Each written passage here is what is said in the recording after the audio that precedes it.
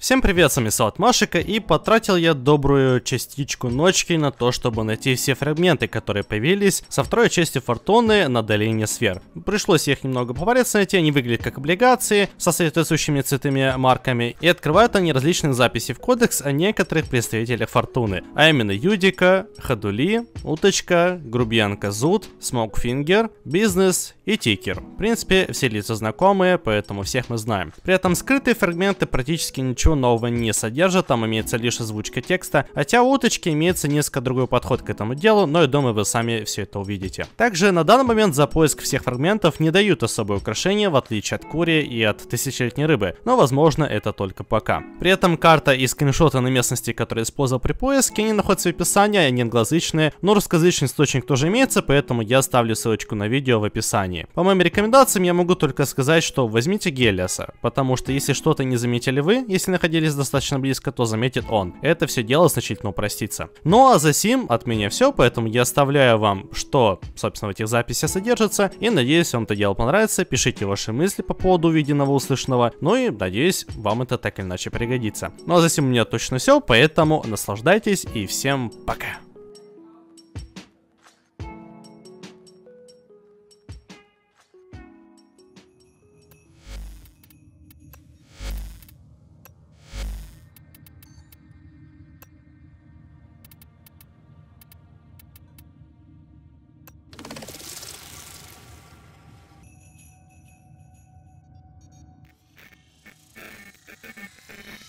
I founded Soляриса United the day an old woman had her pet taken from her. The day my best friend watched her arms be given to someone else. The day my mother lost her head. I founded Soляriса United the day I sold my heart to buy a gun.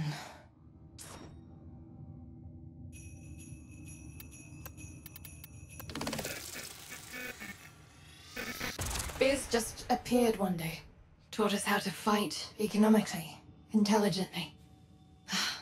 Sparky, you should have seen us. Fireballing refineries by night, dutiful cleanup crew during the day. My job was to get people believing in us, believing we could change things. That got more people killed than anything Zood and her sisters could have hoped to make.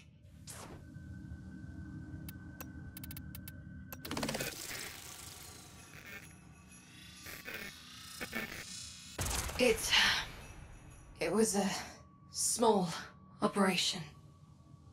One we almost didn't run. That's what keeps me up at night. Deck 12.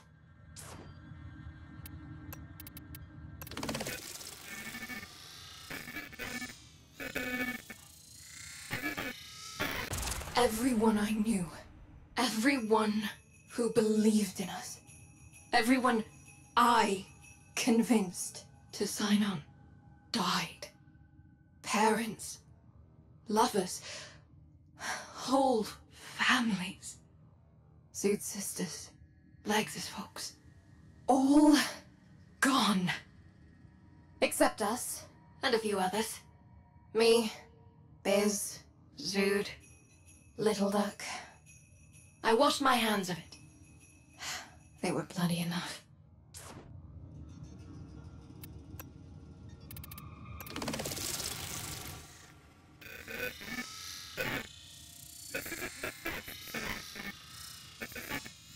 Then, years later, Biz showed up again. And then you. And then, somehow, here we are. This isn't the first Soляriса United. It's the second. And, one way or another, the last.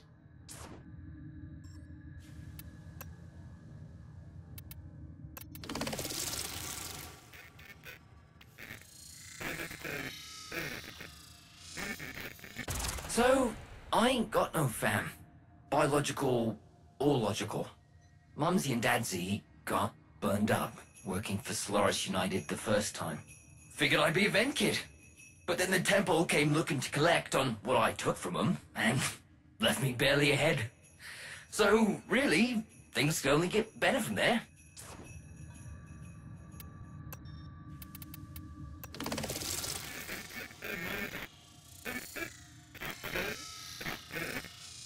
Can't be a vent kid all mowed up. Don't fit. Can't crawl. Can't board. So, I make my logical fam right here in me shop. You can see the resemblance. Runs in the family. Would have been a vent kid though. For sure.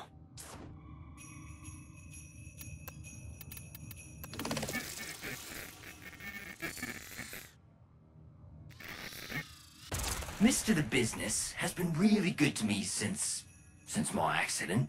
Always coming over with something. I tell him he doesn't have to, but he says to me, in revolution, it is the weakest who sacrifice the most. You've done your part, that I might do mine. And then he hands me a nutrient canister or a pot I can use. It's nice and all, but why does he look so sad about it?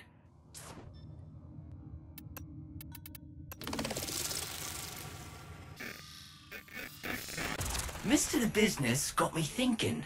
Me and my mowers, we're tight. I need it, they do it. If Neff does try muscling the Solaris out with his mowers again, I might just replace his with some of my own. Get inside his head? Check. I mean, I'd rather be getting my music to the people, but who says I can't also be a beautiful spider at the center of a big old web of subterfuge and intrigue?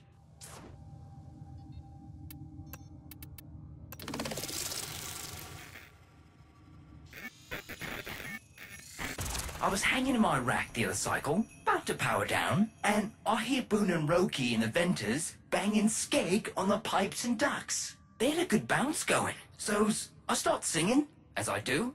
Got a little loud, and the skeg stops. I get all quiet like, oh, really stepped in it, thinks me. Then the grill pops. Boone's got his head in me abs saying, hey, keep it going. Oh, didn't sleep much that night. Neighbours neither. Then kid. Yeah, that's me.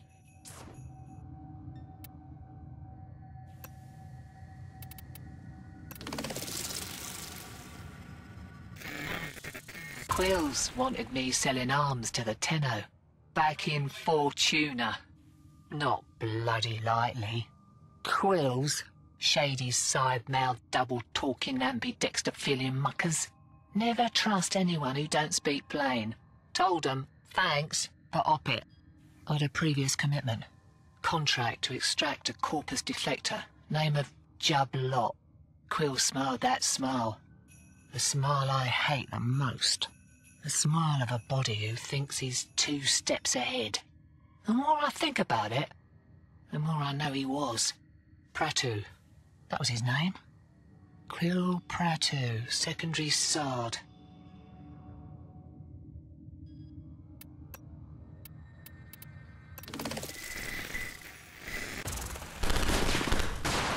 Today? I didn't know you were coming today! That's how hostile extractions typically work, Jub. Unless you'd like to pencil me in for 2:30 next week. Maybe copying your supervisor and half the security team. What is their problem? I mean, all my files are still in my office! You know, the whole reason you're doing this! What files? I wasn't told about any files. That's because I didn't tell them! Tell who? Tell who, Jub? The Quills, alright? The Quills! And that's when it all made a cruddy kind of mucking sense. I'd been set up.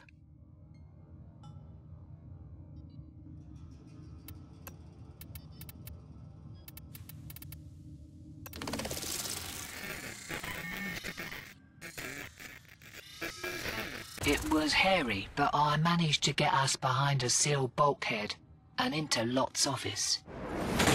They don't fight like this for mid-level pencil necks. Who are you? Jub Lot. Secondary sub-architect of Nathaniel's Venusian restoration. I have information. And then He said it. For Soляриса United. And then he got killed.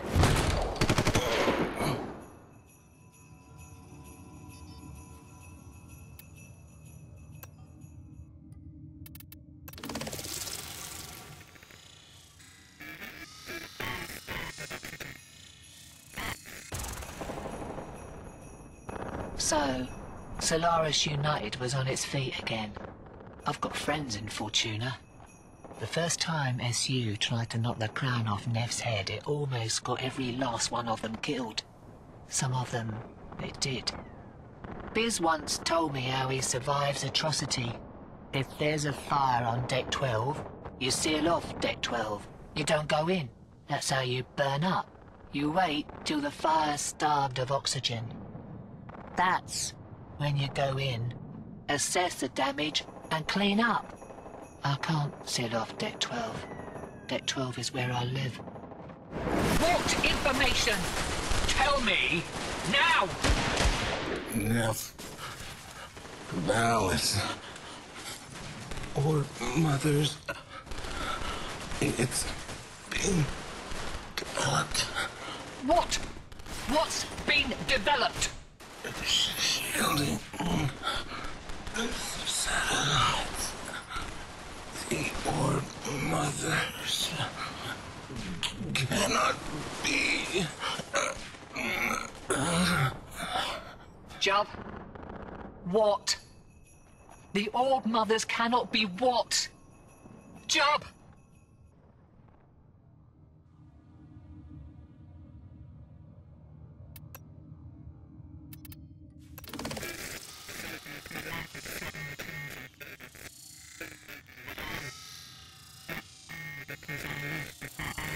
Biz saved me from a life of swabbing latrines on Phobos.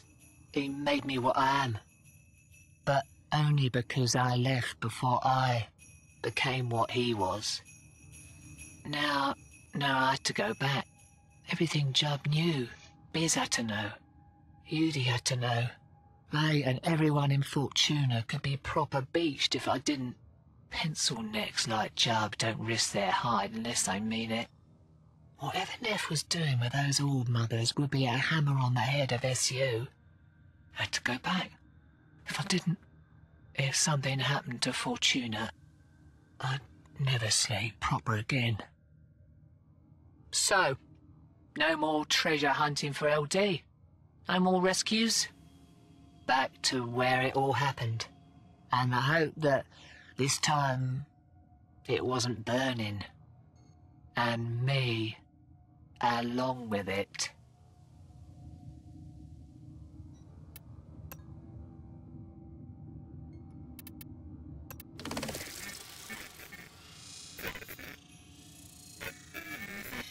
Chatter wakes me, tells me a woman is at my lock, asking for water. Her carapace is scorched. Her raiment burnt. I fetch water. When I return, there are 5 more women, all singed. They say they are from Deck 12.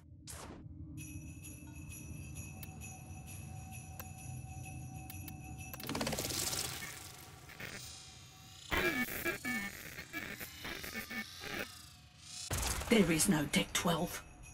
I am certain I've seen those faces before. I fetch more water. I return. They are gone. I return to my rack feeling. I return to my rack angry at the inconvenience is what I do.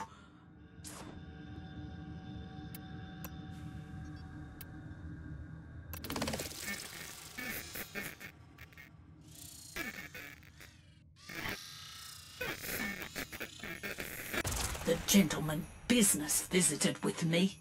Inconvenient. Why? Why so much talk when there is so much to do?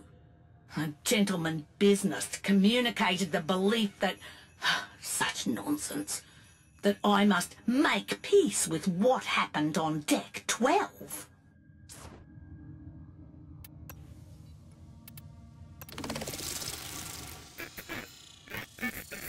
Deck 12. Deck 12. What is this, Deck 12? Chatter had stopped speaking entirely then. It's all right that you weren't there, Zood.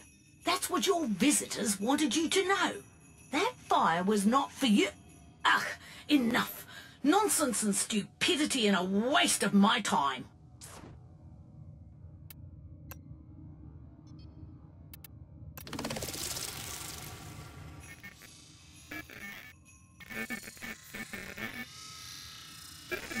So many visitors. Every one of them hoping to take something away. Dealing with them is like an uncomfortable dream, while speaking with Chatter is like being shaken awake. Are they real? How real are you when you're sleeping? How real are you? Floating? Dreaming you are somewhere else? That's what Chatter wants to know. How did the women at my lock know my name?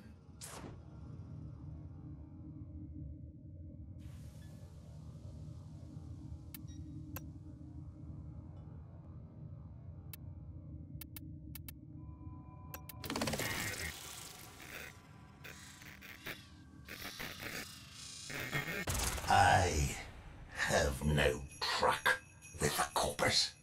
The greatest damage done by avarice for the sake of avarice is precisely that it, without remorse, relent, demonstrates the easy sale of men and women who lend their bodies, their intellects, their voice to ends in which they themselves do not believe.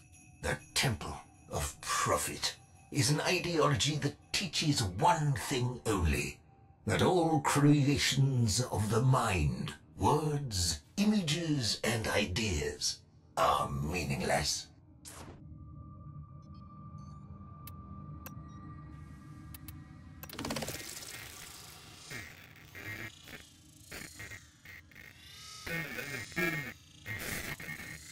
And that is how you keep people beaten.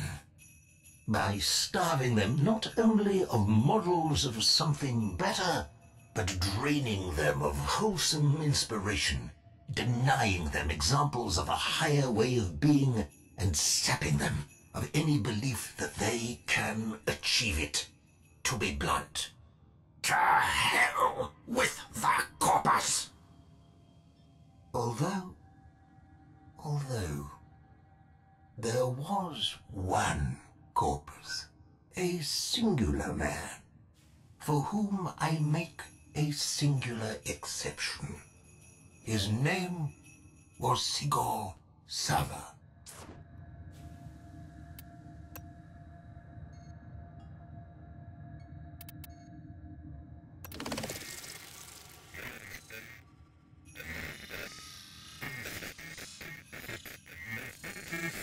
I was a younger man then, an assistant to the efforts of morphology specialist Sigor Sava, though I don't think he ever knew my name. Morphology specialist Sava's job was to catalogue and assess whatever life forms, dead or alive, were uncovered as Venus sprang back to life. That man sacrificed everything, career, future, perhaps even his life, to save a Kavat, if you can believe that. I know, because I helped him, though he never knew that either.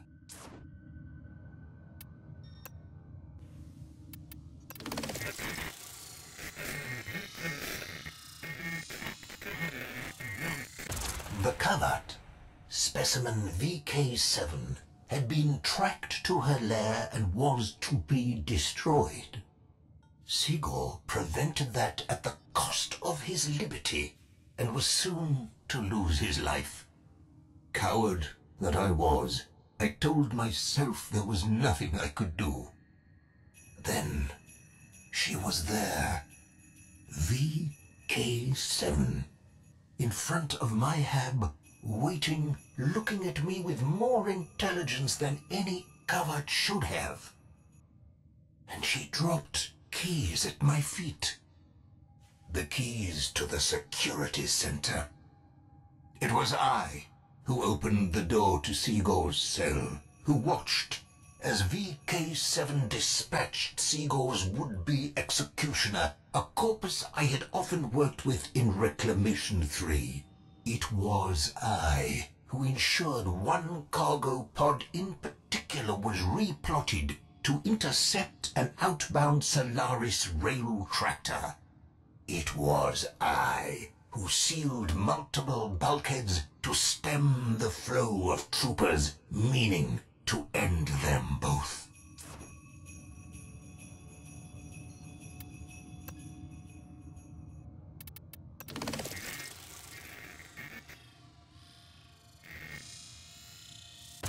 Why did I do it? I remember Seagor best this way. He puts down an instrument, respects me enough to look me in the eye, and he tells me, every living thing longs to be whole. Every living thing yearns to defy death. If from death you returned, yet the part you loved best did not, what then? That was the last thing he ever said to me. That is why I helped him. In saving that animal, Seagor Sava had saved himself. How many of us can say that? I was not about to stand by and let the corpus steal from him the one thing that was truly his. To a flaming hell with the bloody corpus. Cetus is where Seagor went. The plains. His story is out there, if you want to hear it. To this day, I hope he is, too.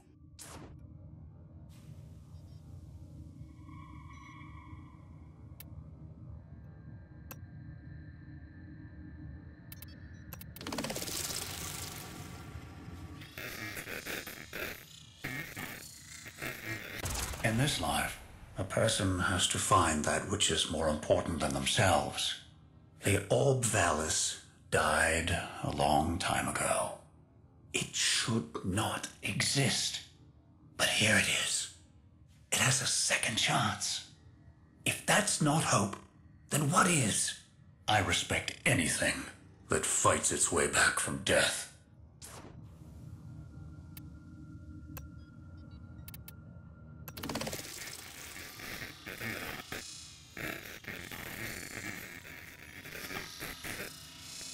A sculptor sees the shape within the rock. Their skill lies in removing anything that is not that shape, delivering something beautiful and lasting into the world.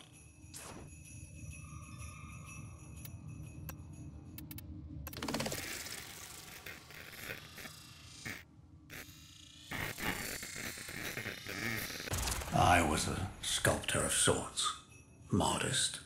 My task was the considered removal of those who obscured the shape of what we wanted to be.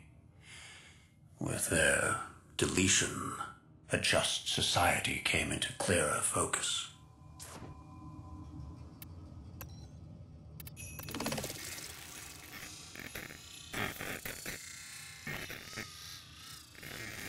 Small actions lead to powerful outcomes. One example, a young man is repoed, and Yudico resurrects the resistance. Wise conservation is all about understanding patterns, cause and effect. When orchestrating change in an ecosystem, ask, how will the system reconfigure in response to the new species? New forests? Redirected rivers? Diverse and beneficial new breeds? It is all connected.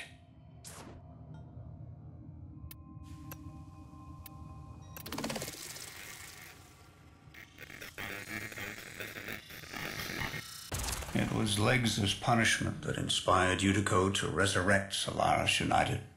Lean and wise. It's time for that hungry, furious wolf to enter the woods. For the corpus to receive a selective and beneficial extinction. A small price to pay. A young man's body. An old man's soul.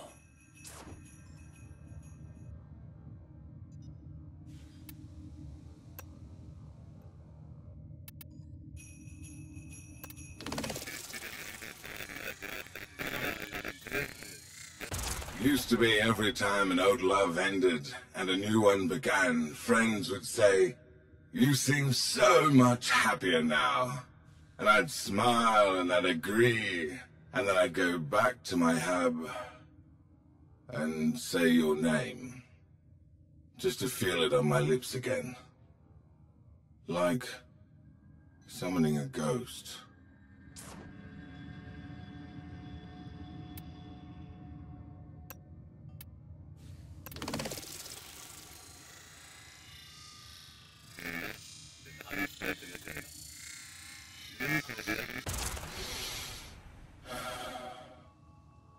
We met in unspoken agreement.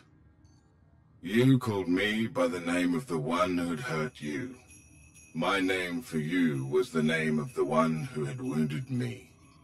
We played the part for each other. When I spoke for them. Through you, I told the one who had wounded me all the little things I never had a chance to. Cooked them all the meals I never got to share. Made all the jokes. Laughed all the laughs. With them through you, and you with yours through me. Then, one day, you called me by my own name, and we never looked back.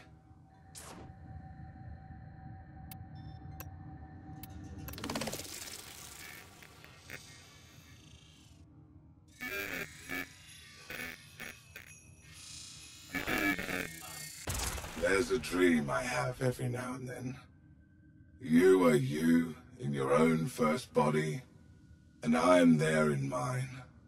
I stand on the shore, you stand in the sea. I watch as the waves roll in, but never break against your back. They whisper right through you, and you fade away from me. Again. I still have your glove. Just the one. The only thing I have left of you. In quiet moments, I lay it on my lap. Lace my fingers through yours. And make promises. I promised that what happened to you would never happen to another. Promises I couldn't keep.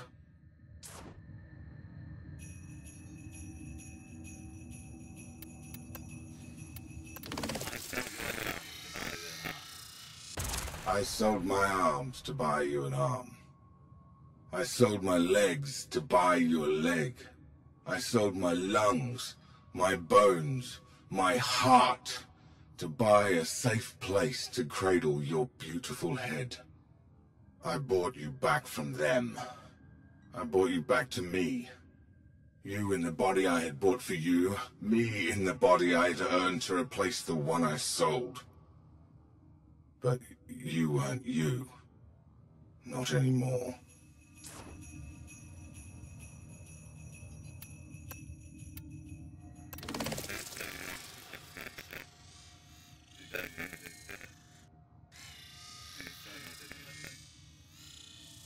Sat so long on the taxman's shelf. You barely knew who you were. And you certainly didn't know me. The goodbyes I'd said decades earlier, they stuck. These days you work the canal, with few memories of who you were. And I'm in the business of keeping promises.